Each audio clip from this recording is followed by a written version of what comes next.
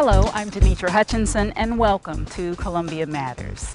Columbia is especially beautiful this time of year, so I really hope that you and your family will come out and enjoy the pathways along Lake Kittamaquondee, Wild Lake, and Lake Elkhorn this summer. We are hard at work coming up with a new and exciting show for you. Over the next few months, we will be showcasing previously aired segments of Columbia Matters. Enjoy. Now, we're fortunate in this area that we've not had any kind of natural disaster, not in the 30 years that I've been living here. That's good. But Dee, would you know what to do if we did?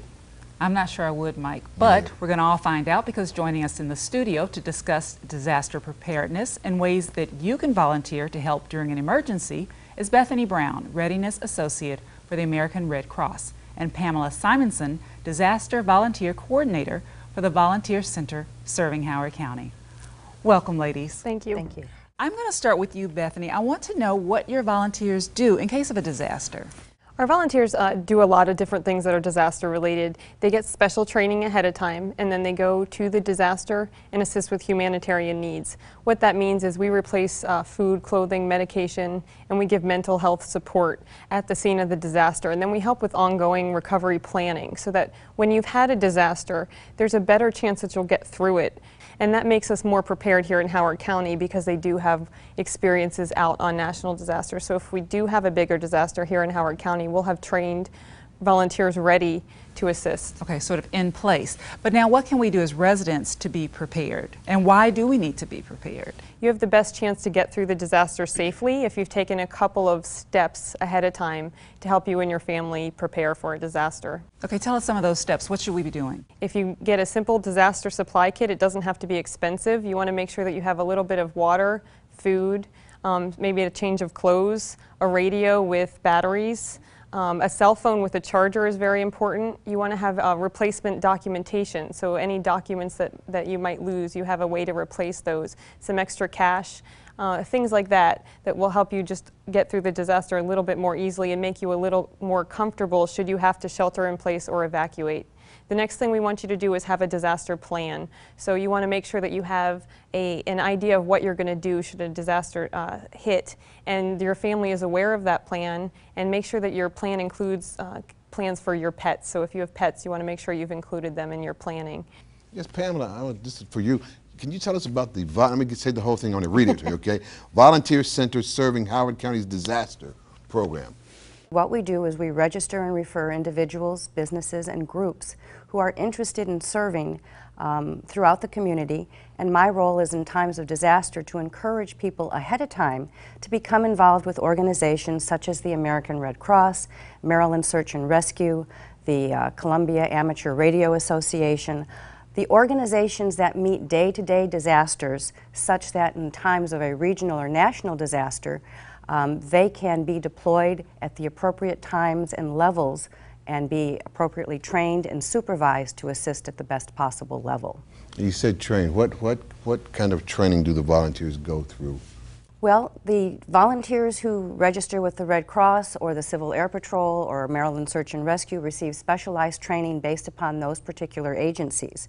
So we at the Volunteer Center are training individuals to help us register and refer volunteers following the disaster so that they can support and enhance the existing disaster response groups to better meet the needs of the community at that time.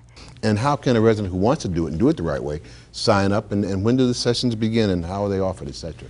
Well, the Volunteer Center offers monthly disaster volunteer orientation and information sessions. We provide information on the organizations that I've mentioned before, along with information on community-wide trainings, and that provides information for individuals to build that kit, make that plan, and provides reinforcement of all those skills that are needed to become resilient and reliable in times of disaster. Is there a big need for that right now, for more volunteers? Or how? There's always a need for volunteers. We never know exactly when or where a disaster is going to happen. Ladies, thanks again for stopping by with all that great information. I've always wanted to take riding lessons, and I've always heard good things about the Columbia Horse Center, so I decided to come and check it out. Sue? Hi, Kathy. Hi. Nice to meet you. Nice to meet you too.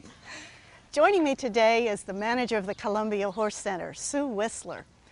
Sue, I'm really looking forward to my riding lesson today, but first, can you give me a tour, and also can you tell me a little bit about the programs that you have here at the center?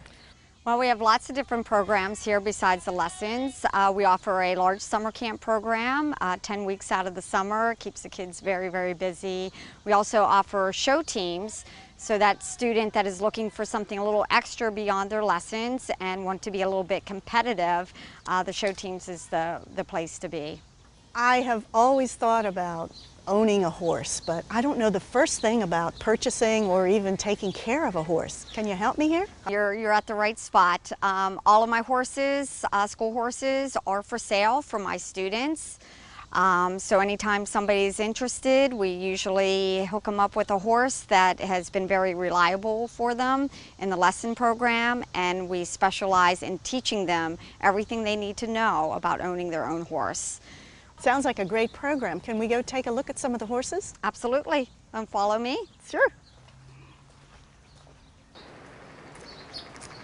Oh, he's beautiful. Kathy, this is Maverick. Maverick is one of our lesson horses, school horses, and also an equilease horse. He's been with us for probably about 7-8 years now. Teaches all different levels, from the beginner level all the way up to the advanced level. Can you tell me a little more about the equilease program, Sue? Absolutely. The equilease program allows our student to lease several different horses on the property. It allows them, we teach them how to groom, how to tack. They get to go out in the fields, get their own horse to get ready to ride. And then they do a lot of riding on their own where there's not an instructor in the ring. We pay for all the farrier costs, we pay for the vetting, so it's very little money coming out of their pocket and very close to owning that first horse without the expense. Sounds like a great way to start out. It is a great way. Yeah. Can we go look at some of the other horses? Absolutely.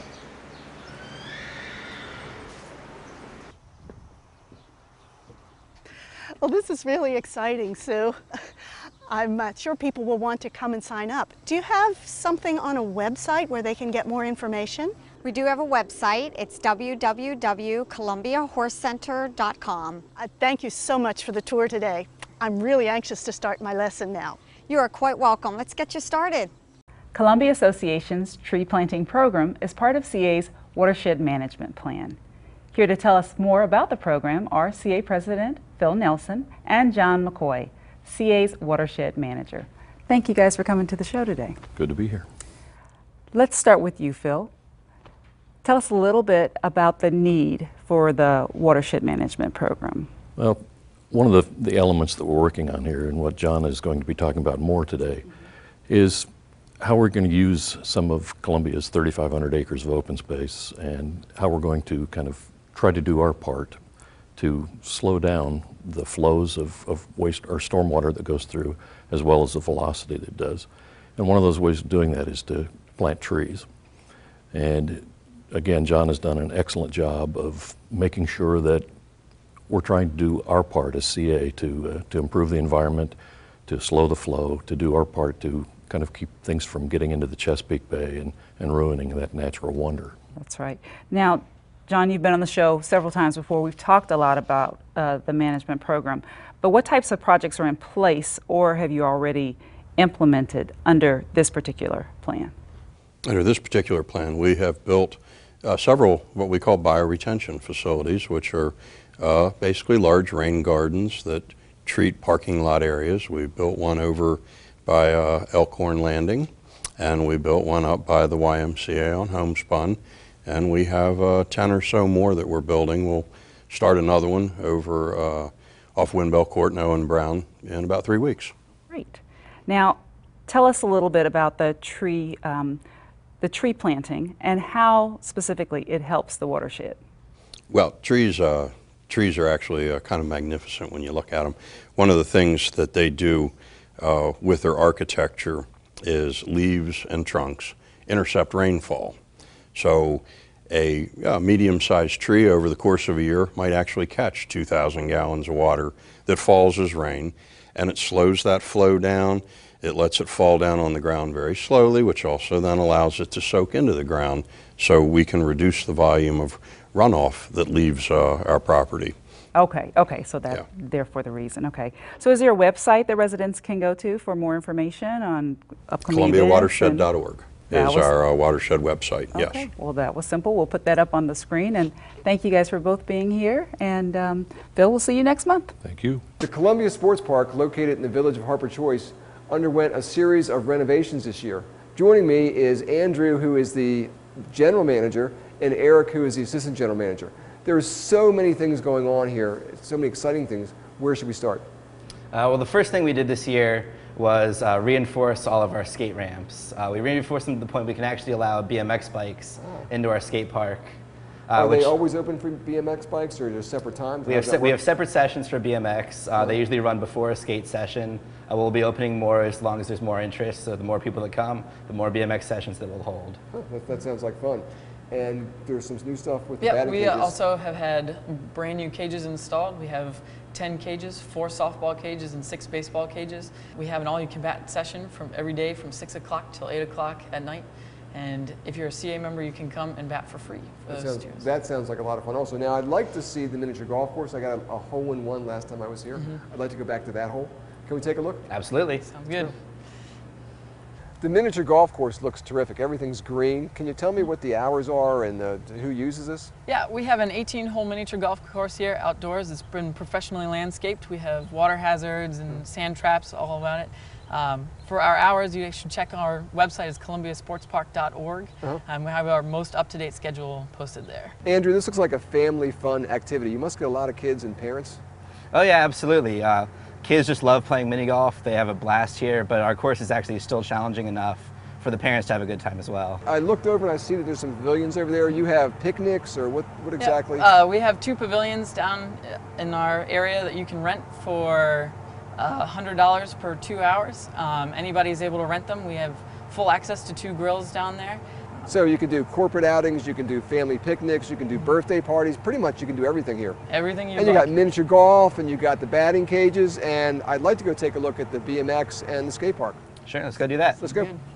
That vert wall looks new, Andrew. Is that something that pretty much anybody can use, or do you have to grow into that, or how's that work? That's a little bit more for advanced skaters. The beginner skaters are probably going to start on the flat ground, maybe drop into one of the smaller quarter pipes. So there's something here, though, for beginners, as well as the vert wall is for more advanced skaters. Yeah, we even got a 9-foot wall up there for, some the more crazy skaters. For someone who's really brave? Yeah. And in terms of, are there lessons? If I wanted to learn how to skate, can I learn how to skate?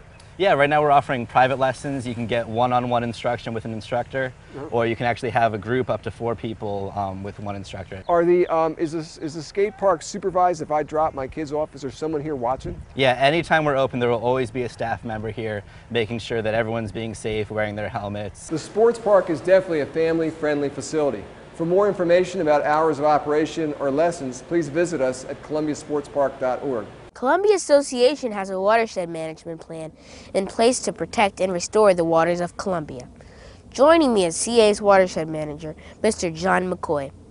Hi, Mr. McCoy. How are you? Good. How many watersheds are there located in Columbia?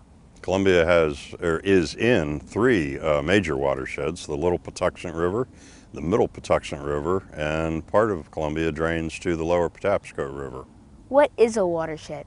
Well, a watershed, we're standing in a watershed. You're always in a watershed.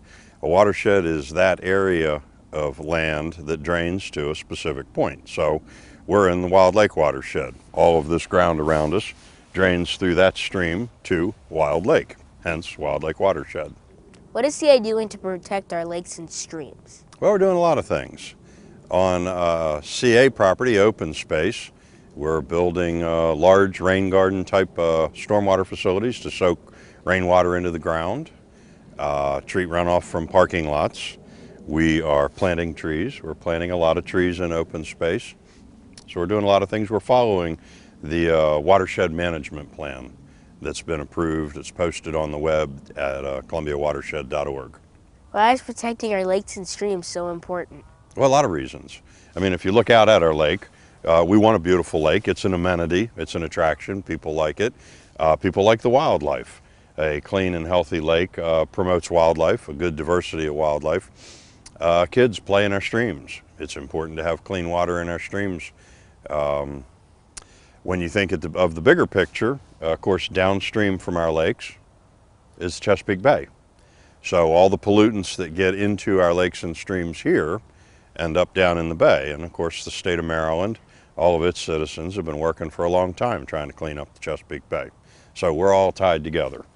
How have recent storms affected our area? Well, we've had some big storms. In September, we had a great big storm. We had 3 inches of rain in an hour, and it carried a tremendous amount of sediment into our lakes. Part of this island grew during that storm. All the sediment came down this small stream over here. It erodes, the big storms erode our stream banks. They cause trees to fall in. They threaten sewer lines. They cause damage to our paths. And of course, the rain events carry nutrients. And nutrients, nitrogen and phosphorus, promote plant growth. And the nutrients come from fertilizer, animal waste, wildlife waste, and they all wash into our lakes. What happens when someone litters? Where does the trash end up? Well, trash has a tendency to flow downhill. When it gets picked up by rainwater, it travels downhill. So it has a tendency to end up here. And when the wind blows, it ends up down there in the cove. And Columbia Association staff have to come out and clean it up. What can residents do to help fix the problem? Well, there's a couple of things residents can do. You know, stormwater management's a shared responsibility, so residents need to be thinking about treating stormwater as it comes off the roof, capturing it in a rain garden. They need to be thinking about disconnecting their downspouts. A lot of our downspouts here in Columbia connect to pipes, which are piped onto open space to discharge water. They need to disconnect those, catch that in the lawn, in the yard, in the garden. They need to fertilize in the fall if they're going to fertilize. We have a soil test program which will help residents determine whether they need to fertilize. And I think the biggest thing is they need to think about lawns. You know, convert that lawn to a garden, a mulched garden, or just mulch more around. Like if you look at this tree here, a lot of folks will mulch 2 or 3 feet around the base. Actually, you should mulch it to the drip line. The drip line would extend all the way out to the end of the branches, and you'd have a big mulched area where we can soak a lot of rainwater into the ground. And that's what residents can do. Thank you, Mr. McCoy, for meeting with me. My pleasure. I'm going to tell my friends and family to help with the watershed too. Spending time outdoors can be hard on those who suffer with allergies. Let's see if Dr. Oken can offer some relief. Hi, I'm Dr. Harry Oken for Columbia Matters. This month we're going to be talking about allergies, seasonal allergies and perennial allergies. Perennial allergies are due to exposure to an allergen anytime during the year. Examples are dust mites, pet exposure, etc. Seasonal allergies typically are difficult in the summer, the spring, and the fall. Presently, towards the end of the spring, most people are dealing with the effects of pollination. The pollen can be overwhelming and cause a lot of symptoms. In the summer, we're usually talking about grass. And in the fall, we have a whole nother set of allergens which affect a lot of people. Now, sometimes people are confused. How do I differentiate a cold from my allergies? Well, let me give you some hints. Colds are typically a rather acute process, starts oftentimes with a scratchy throat, a runny nose. Sometimes the secretions are yellow-green. We call that purulent. Oftentimes people feel achy and have a little bit of fever. Allergies, on the other hand, oftentimes affect the eyes with tearing and a sensation of grit in the eye. In the nose, postnasal drip, a clear runny drainage, and on occasion, a sore throat from postnasal drip. Sometimes people complain about their palate being itchy, an uncomfortable sensation. Some people with allergies also cough, and in fact, sometimes they wheeze and develop asthma. So, it's very easy for the doctor to often distinguish between allergies and a cold. So let's talk about what's really happening when somebody has an allergy attack. The upper airway is lined by respiratory epithelium, and some of the cells that are in the respiratory epithelium are called mast cells. These release histamine.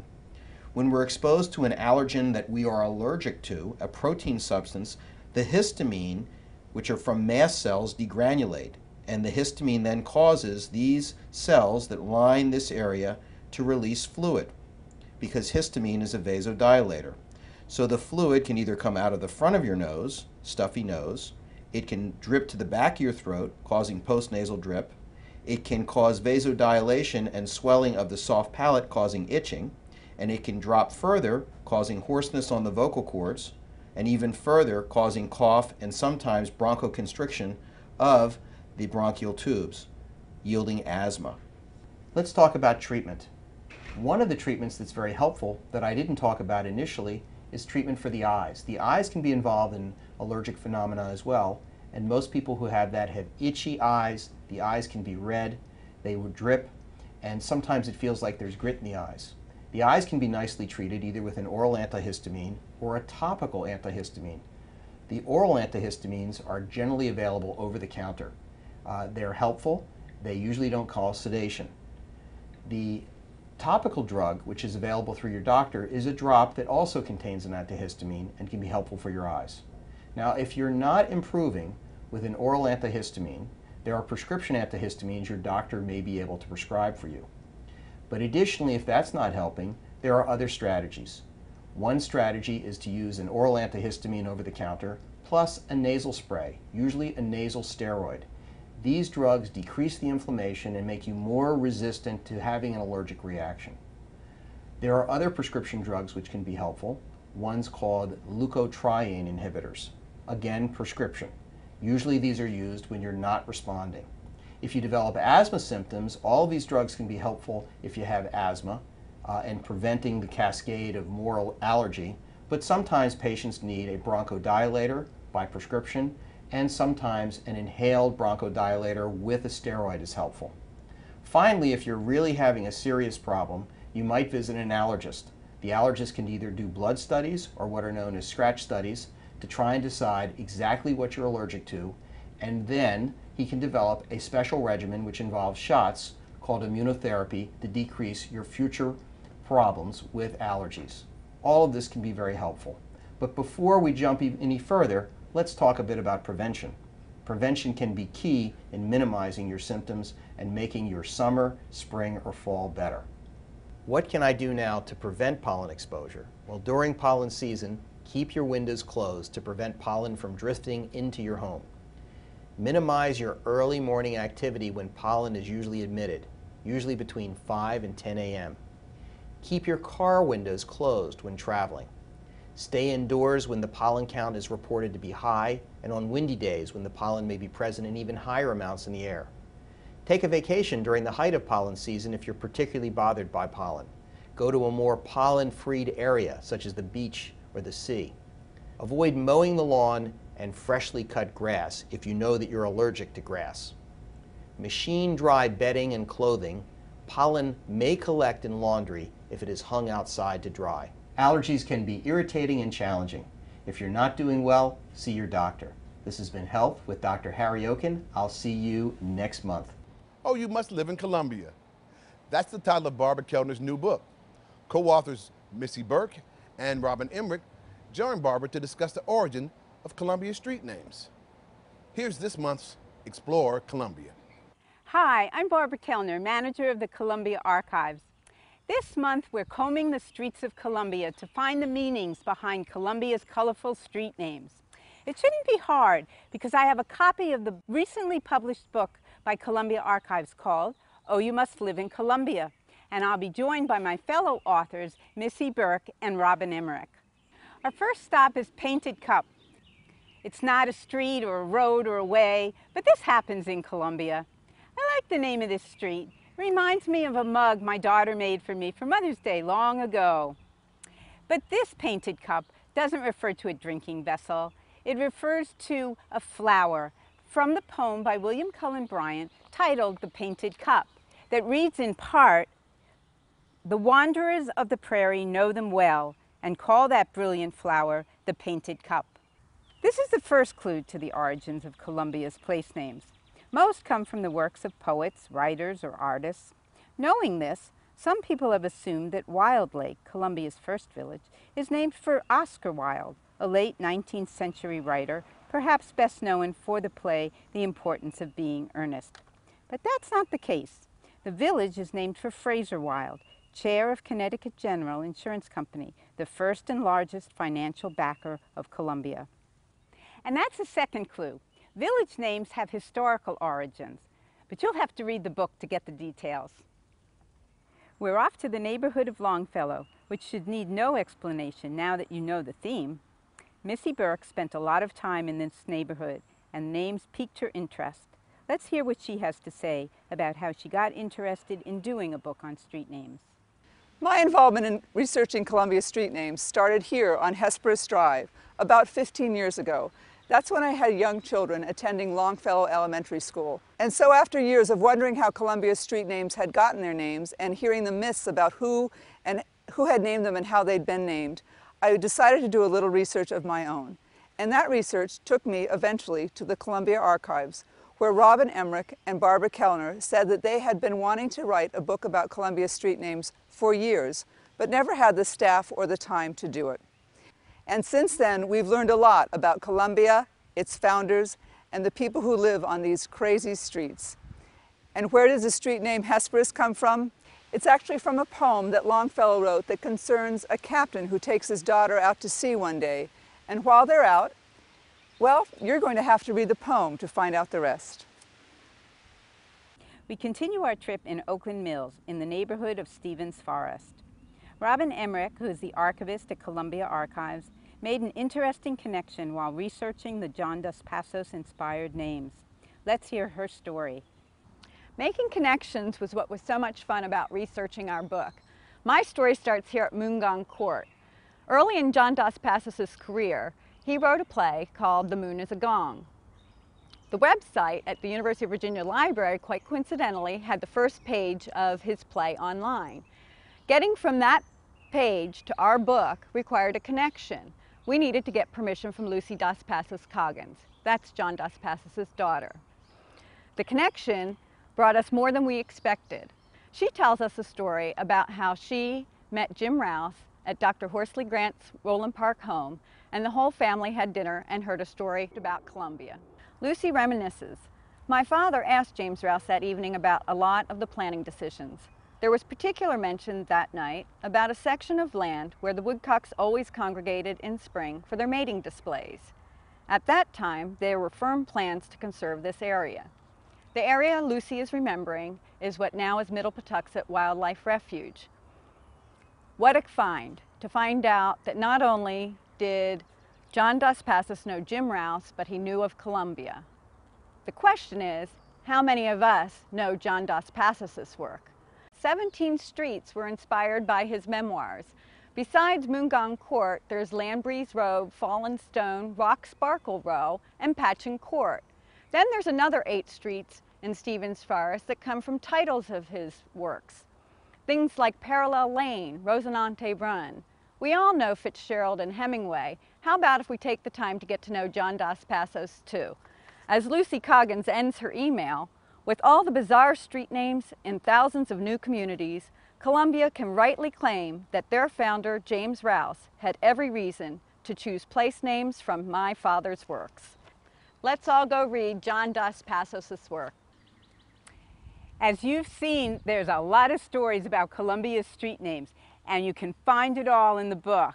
So we hope you'll come and enjoy the book, which is in the library, or come down to the Columbia Archive. Thank you so much for spending this time with me. We hope that you've enjoyed watching past episodes of Columbia Matters. Join us next month when we will continue our stroll down memory lane. There's a lot going on in Columbia. Be a part of it. And remember, Columbia matters.